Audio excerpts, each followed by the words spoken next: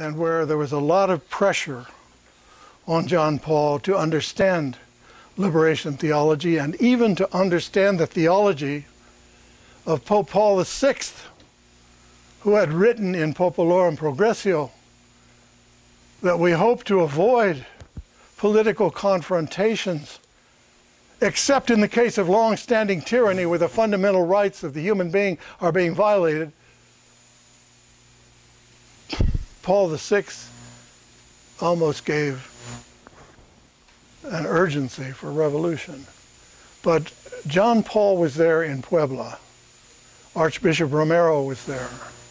Ernesto Cardenal was there. And they hammered out all kinds of things. Finally, they came to the conclusion. The condemnation made at Puebla, and I have the documents, was a condemnation of unrestrained capitalism. That was the primary condemnation, which is exactly what has ruined our country and is ruining any part of the world where it's practiced, as Joe Stiglitz, the Nobel Prize person, said about our system of economics. The primary condemnation, unrestrained capital. Then they said, well, what about Marxism?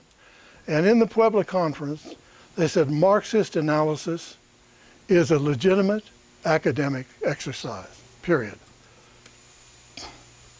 So, yeah, I think personally John Paul was afraid of Vatican II. I think he was afraid, and Benedict XVI even more so. John Paul wrote strong encyclicals on the rights of labor, but sometimes those are not listened to or not practiced.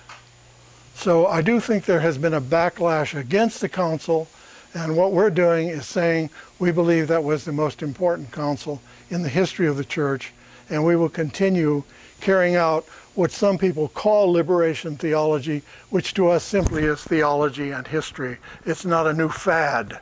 Well, many theological things are fads. This is not a fad. This is to go back to where we began.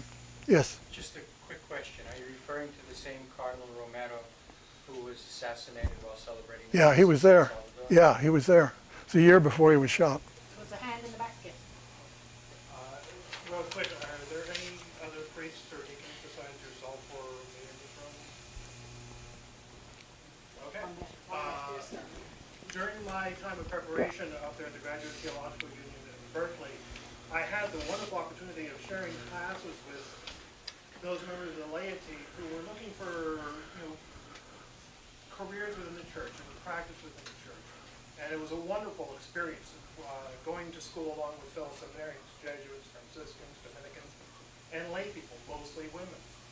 However, the experience that I had there was seeing a bifurcated thought process. They wanted us to be a modern sense of clergy.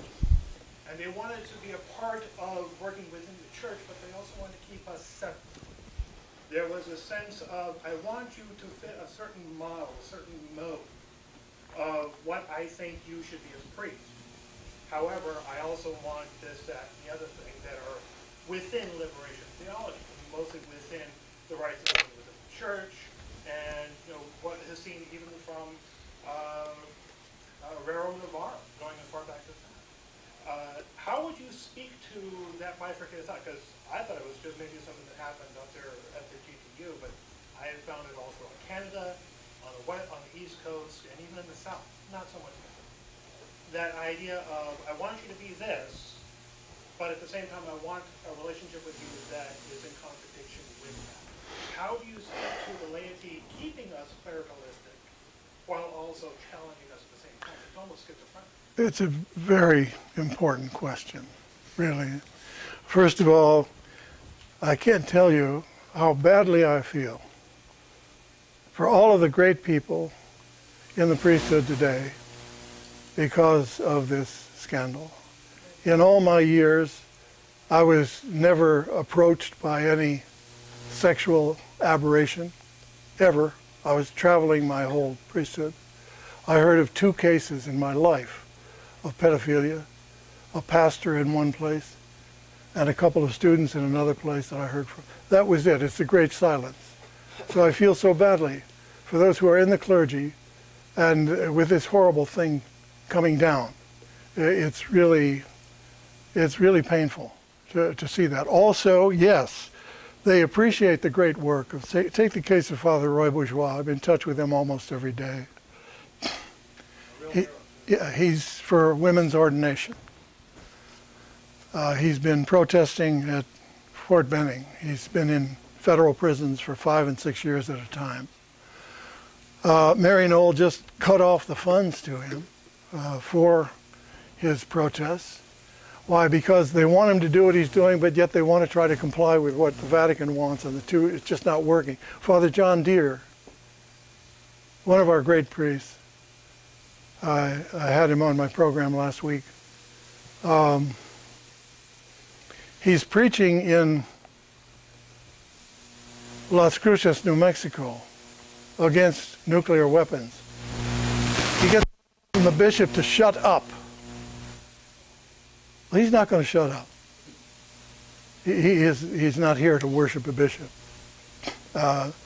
So yes, there's a real contradiction there within what people admire in the vanguard of the new church, the Liberation Church, and which those are being told to not do anything.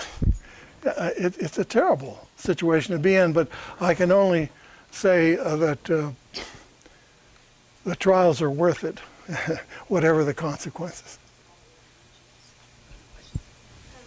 Yeah, I was just wondering if you could comment on President Obama and how you read his own personal commitments and where you think they can take him, if anywhere. Yeah.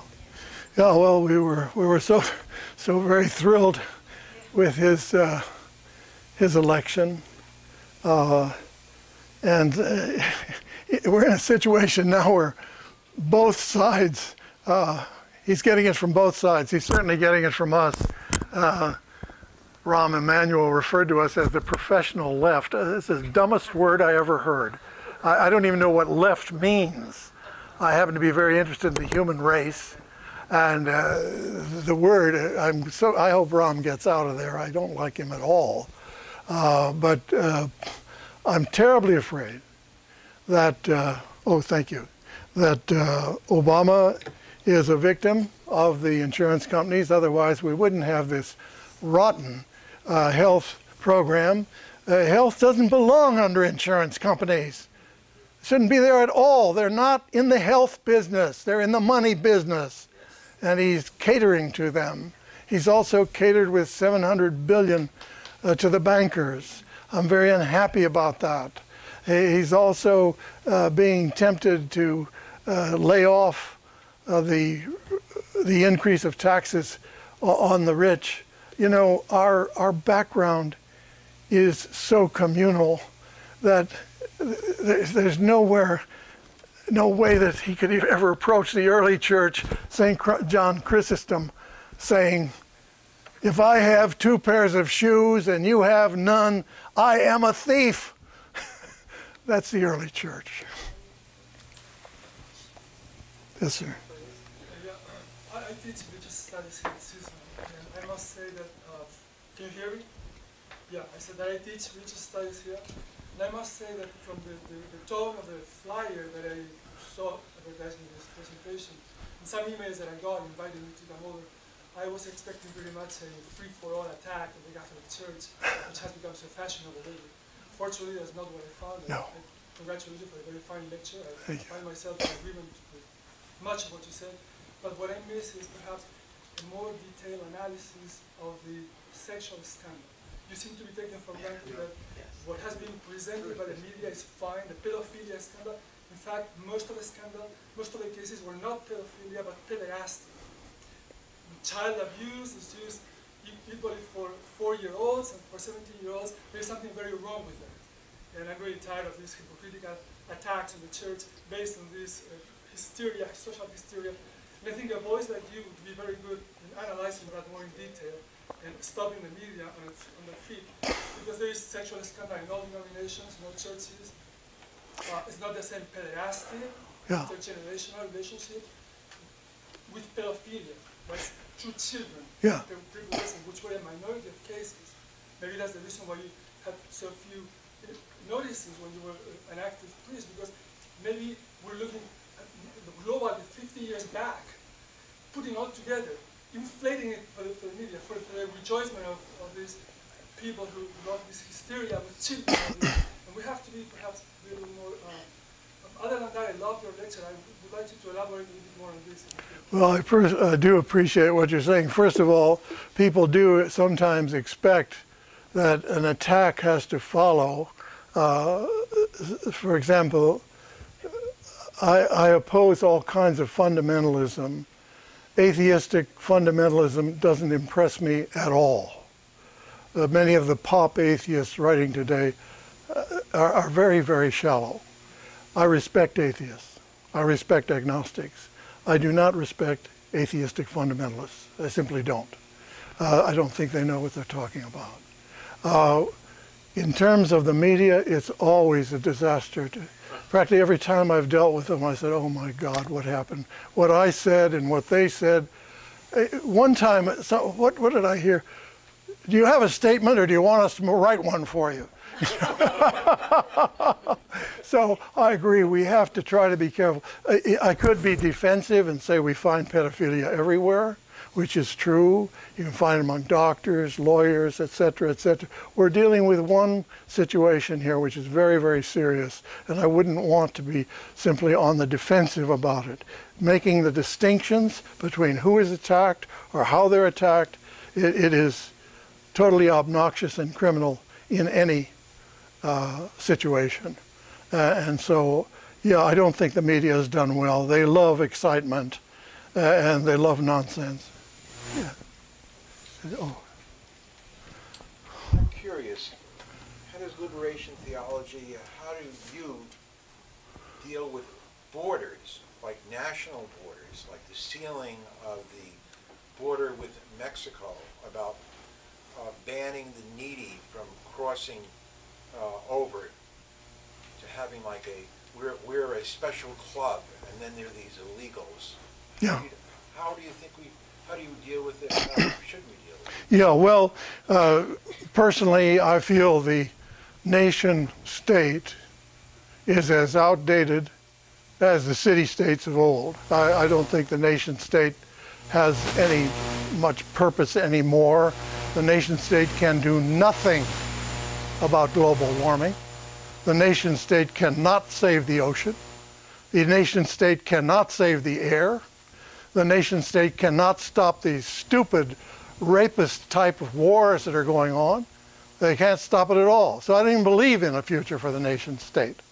As far as the borders are concerned, I believe in the Universal Declaration of Human Rights, that these people technically are refugees. Refugees have a right to cross any border for their needs, economic or political. And so I would tear down that damn wall with Mexico. I would also tear down the wall with Palestine. It doesn't belong there. It's illegal there. It's wrong. It's evil. And the nation state is done. It's over.